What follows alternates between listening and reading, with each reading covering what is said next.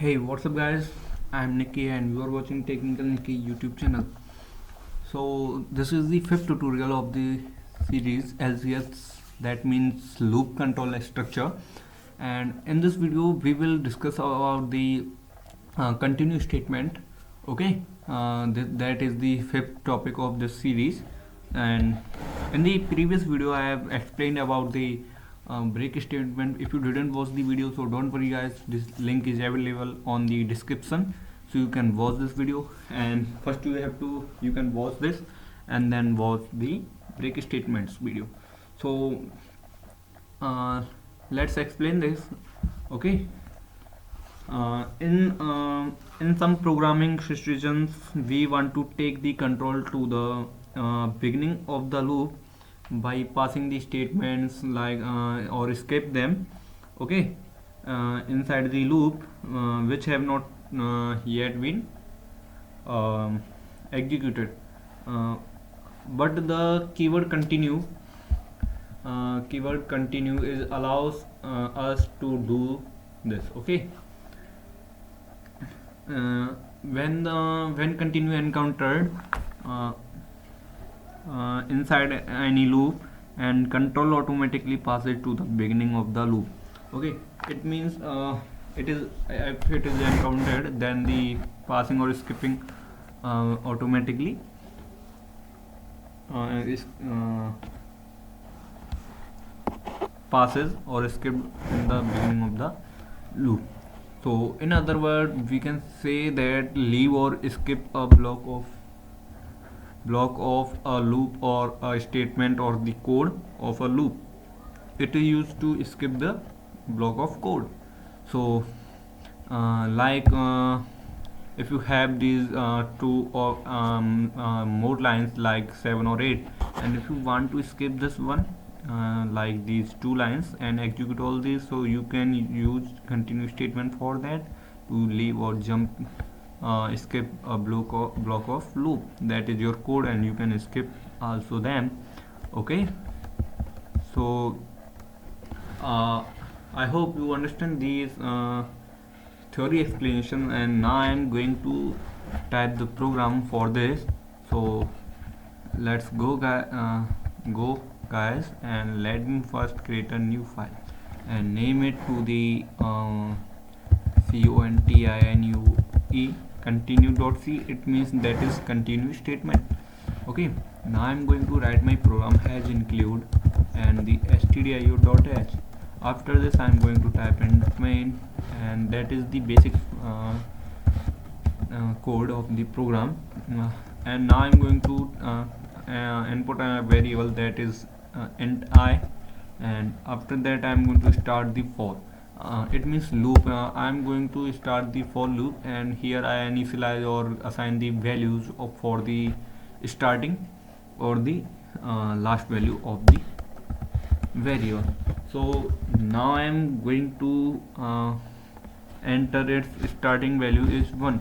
It means 1 is the starting value of the variable. Okay, and now I am going to change it to I is less than or equal to 4. Okay, so this is the loop, and I initialize the first starting value of the variable is I, and the final value of the variable which condition is true, for which condition is true. So this is the final value, that is 4 of the I variable I. And now I am going to put the condition if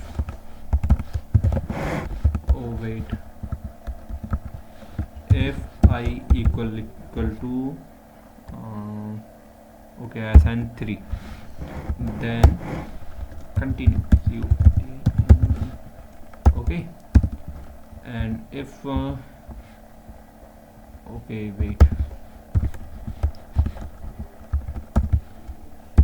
like that. And now if statement, and the if I equal to 5, then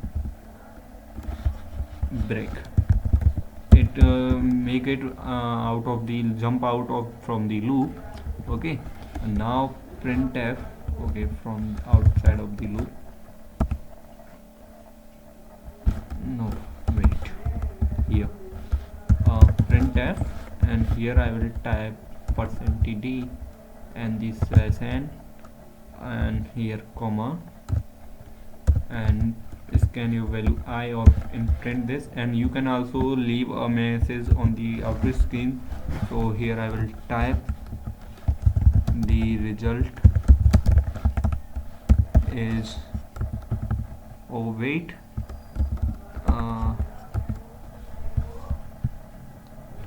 let me explain. Yes, that's great. Okay, the result is, and then the colon and space. Now I am going to run this program and type return 0, and let me execute the program. And now it show the value for 1. Okay, now its output will be, oh wait, CLS. Now I'm gonna show you what's happened there.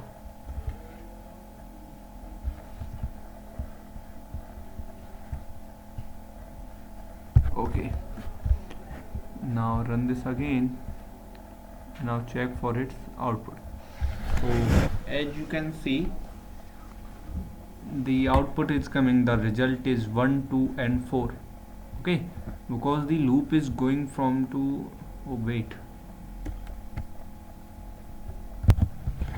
oh okay guys, sorry for that.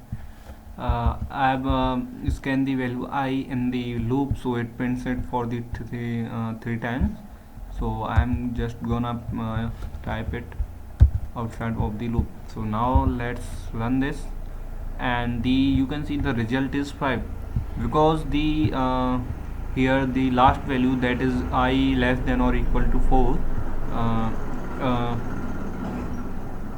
equal to, okay, let's, is 4, that is true. I equal to 1, that condition is not true over here, because the both in first condition is that I equal to 3, then here it completely false, because it equal to, if it say that less than or equal to 1, then it's true here, but not. And it's the second condition in loop is say that I is less than or equal to 4, and if this is true, so here I is less than 4. Okay, or equal. Now so it goes to it, this value is greater than from this, so it go to this second condition and it implement for this. So it go come into this condition, I5 equal to 5, and it's implement 4 and print its value 5. So now you can see, if I make it 5, okay, in the last value, that is have to initialize during the execution, so now it prints it 5, because the last reach point of the condition is 5. It can't insert or input the value greater than 5.